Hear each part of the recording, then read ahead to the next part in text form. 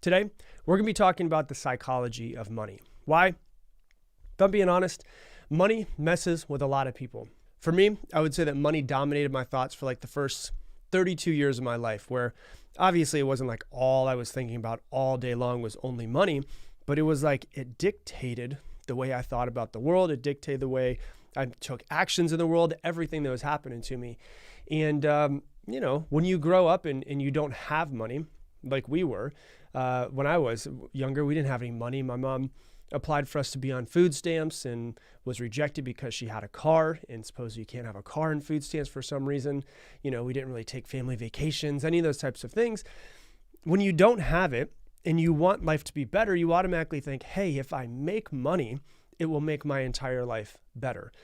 The problem with that, though, is that a lot of us come from wanting to make money, wanting to improve and wanting to get better from a place of lack.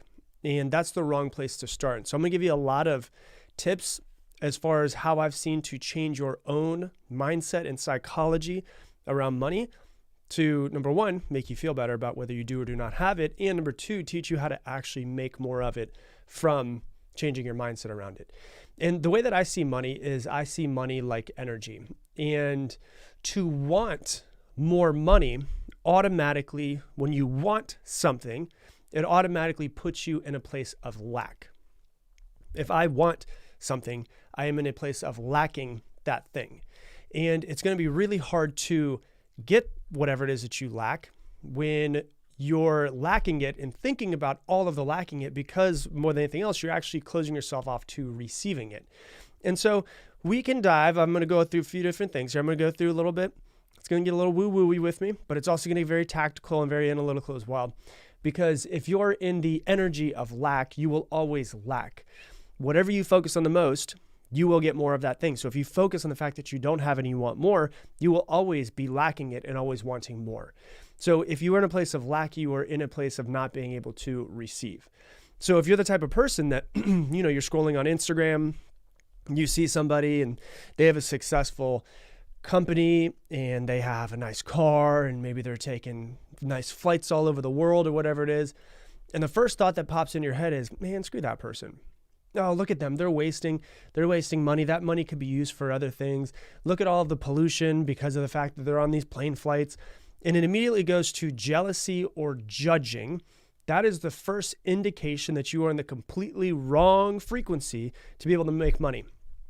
Because you're jealous, and jealousy comes from a place of severe lack.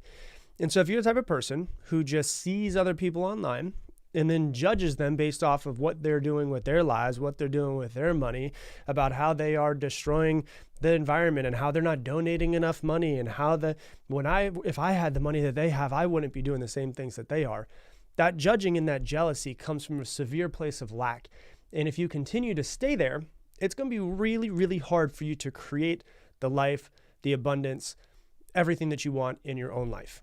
And so let's dive into it and let's talk much deeper about it. Now, think about this for a second. I always like to give this example to people because it really kind of makes them understand the way that they are around money. I'm going to give a completely different example. It's going to make a whole lot of sense, right? Let's say you have two different children. You have little boy who's child A and you have a little boy who's child B.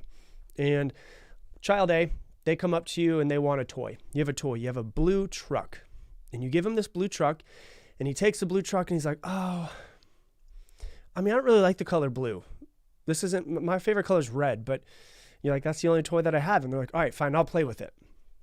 They take the toy truck and they go play with it and they do what little boys do. They slam it into things and they scratch it up and they mess it up. And another little boy comes up and he's like, hey, can I play with your toy?